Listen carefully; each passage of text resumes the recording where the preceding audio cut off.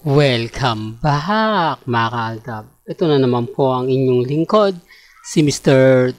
Destiny, at magbibigay po tayo ng pinakamainit na update po ngayon sa social media. Ito yung pinaka-latest na mga kaganapan po ngayon. Although ito throwback ko lang po ito dahil marami po kasing nagre-react sa akin, marami nagko-komento na para sa mga fans nga po raw ni Alden Richards ang birthday gift. Kaya daw siya pumunta ng South Korea o sa Seoul, South Korea, na kung saan nga po napakaganda nga po raw ng pinuntahan nila. Base po sa may kanya-kanya mga photos na nakukunan po nila, pero si Alden Richards lang po mga kaaldab ang may mga picture na kakaiba. Di po ba? Gaya nga po nitong video na to. Alam ko marami magre-react nito. Alam ko marami magko-komento, pero okay lang po yan. Dito kasi parang bata daw po si Alden Richards na nagpapakain. Di po ba? Kasi kung titignan nyo, dati-rate si Daddy Bay ang mga ganitong kaganapan. Di po ba kay Lolo Panda? Hindi, sinasabi ko lang po yung totoo ha. Sinasabi ko lang po ito para lang po sa kaalaman ng lahat. Lalo na nga po sa mga taong dumadaan at bumibisita po sa channel ni Mr. Destiny. Sabi ko nga po sa inyo, relax lang kayo. Di po ba? Kung wala po si Mama Ten, at kung bakit nga po nauna si Mama Ten, ba't hindi nila imbestigahan? Bakit wala nagtatanong? Bakit wala naghahanap? Bakit wala mga photos si Mama Ten? Ang sinasabi ko si nila mga kaaldab, pamilya daw po ni Mama Ten yung kasama niya. Exclusive nga po raw yun o private nga po raw yung pagpunta at pagsunod ni Mama Ten kay Alden Richards sa South Korea. Yan po yung sinasabi nila, kumbaga family bonding daw po at kaya nga po daw siya hindi nakasabay kay Alden, kasama niya yung pamilya niya. Yan po yung pinuputok ng butsi ng mga taong, alam niyo na, yung pinagtatanggol na walang relasyon sila Mengay at si Alden Richards. Wala naman pong problema yun. Sabi ko nga po sa inyo, may kanya-kanya tayong pananaw at opinyon. Pero guys, sinasabi ko pag ako nag-post sa hanapan nila ako ng ebidensya at resibo. Ito na po yung ebidensya at resibo. Di po ba nilalabas natin galing po sa South Korea?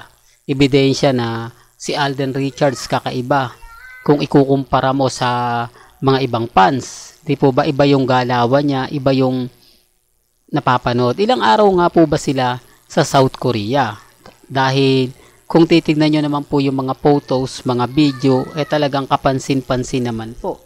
Di po ba? Sabi ko nga po sa inyo, relax lang po kayo, di po ba? Kaya nga po ako kampante lang Kaya nga po ako matatag.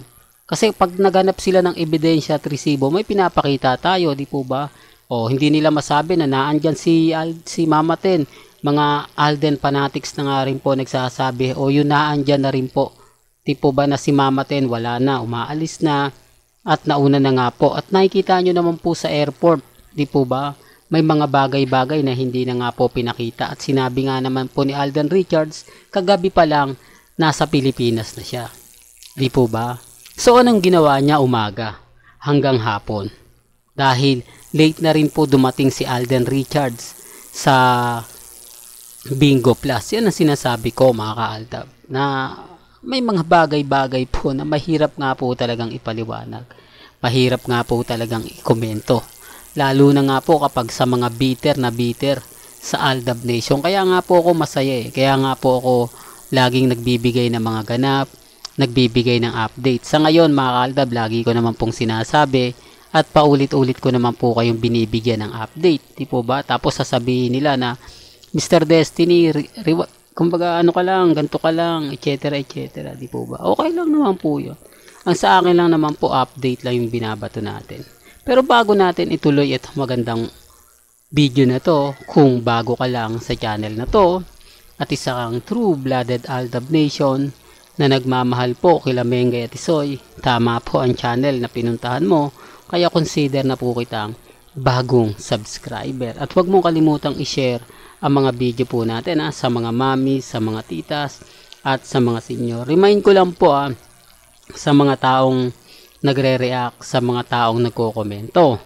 May kanya-kanya po tayong opinyon, may kanya-kanya tayong pananaw. Sa mga ayaw pong maniwala, sa mga taong nagsasabi ng ganito ganyan, etc. etc. Okay lang po yan. Di po ba? Ang importante lang naman po kung ano lang yung latest, kung ano lang po yung trending, yun lang po yung hatid ko po sa inyo. Although pinag-uusapan to na keso ganito, keso ganon. Ang problema lang po, bakit ayaw po nilang hanapin, imbestigahan si Mama Ten? At dun nga po sa mga nagsasabi, wala naman po silang ebidensya at resibo. Ito po yung masakit na katotohanan. Kapag ako po, kailangan kong magpakita, kailangan kong maglabas ng resibo at ebidensya. Sila hindi na po kailangan. Di po ba? Hindi na kailangan ng mga armin at main fanatics. Dahil kapag tahimik nga po, sabi ko nga po, bakit si Ibiang wala man lang ganap, wala man lang post. Ganun din si Congressman Arjo. Biruin mo, sabi lang sa akin, ganyan talaga yan, susupresahin nila. Di po ba? Mas madali lang sa kanila yung magsabi na pinaniniwalaan naman. Hindi po katulad natin. Di po ba? Dito kapansin-pansin nyo na bata lang yung magiging masaya eh. Di po ba? Pagpapakain ng baby, di po ba? Kaya nga po walang mga sound eh. Walang mga ganap. Walang mga, kumbaga sinasabi yung iba. Kaya nga sabi ko sa inyo, masaya lang po tayo sa mga nangyayari.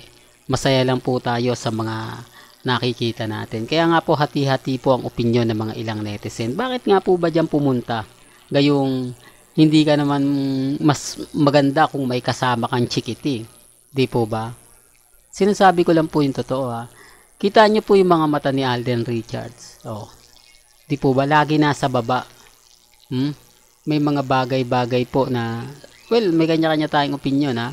May kanya-kanya tayong pananaw. Sa mga ayaw pong maniwala, sa mga gigil na gigil sa channel natin, sa mga nagsasabi, nako, fake news yan. Huwag niyong pupuntahan. Remind ko lang po, ulitin ko lang po sa mga baguhan, sa mga dumadaan.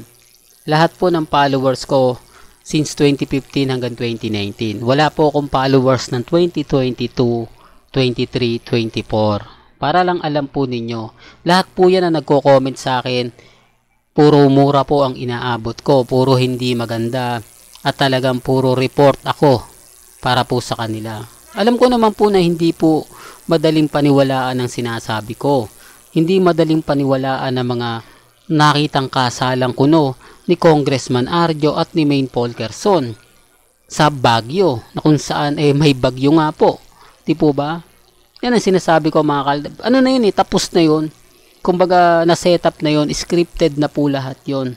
Serye nga po kasi bakit natuloy yung kasal gayong wala naman daw pong umaakyat? Doon pala mapapaisip na po kayo. Pero hindi ko naman po pinupush na po yun Ang punto ko na lang po dito mga kaaldab, kayo na po yung magsasabi na wala po talaga ako makukuha ng mga bagong followers at bagong subscriber. Tipo ba kayo na nga po yung may sabi niyan kayo na nga po yung nagbigay ng update na ganyan. Kaya paano kung makakakuha ng simpatya? Kaya yung mga followers at viewers ko at mga mga nagko-comment, kanya-kanyang account yan, sariling account po nila yan, hindi ko po yan binayaran, never ko po yung kumbaga pinipilit na mag-comment na pabor sa akin. Kaya nga po nagtataka ako bakit may mga ganyang issue na lumalabas, may mga ganito mga senaryo, di po ba? At ang Alden Fanatics po, kasangga po rin po ng Aldab yan. Hindi po lahat, hindi ko naman po nilalahat, pero meron po. Kaya nga po sinasabi ko sa inyo, hindi po lahat ng Alden Fanatics galit kay Mengay. Hindi po lahat masasabi mo na ganito ganyan, di po ba? Kaya nga po nandito si Mr. Destiny para magpaliwanag, magbigay na mga kaganapang mapapaisip naman po sila. Kaya nga sabi ko, relax lang po kayo, kampante lang. Ito yung mga ebidensya at resibo na gusto kong laging ipakita sa inyo, gusto ko laging sabihin sa inyo. Bagamat maraming kumbaga nagsasabi na ganito ganyan, okay lang po yan. Ang importante lang naman po sa akin, maging ganap po o maging updated po kayo pagdating po sa social media. Ang dami kasi mga senaryo na lumalabas, normal lang yan. Ako nga po mga kaaldab, hindi ako basta-basta nagpapa-apekto at hindi po tayo nagpapadala sa mga sinasabi nila basta-basta. Basta ako, update lang, di po ba? Well, hanggang dito na lang po ang ating latest updates. Kaya kung gusto nyo pa po ng pinaka-latest at sariwang update, abay tumutok lang po kayo dito po sa channel ni Mr. Destiny para updated po kayo sa mga latest at sa mga bagong video po na ilalabas po natin maya-maya lang. Hanggang sa muli, salamat po sa panonood at pakikinig.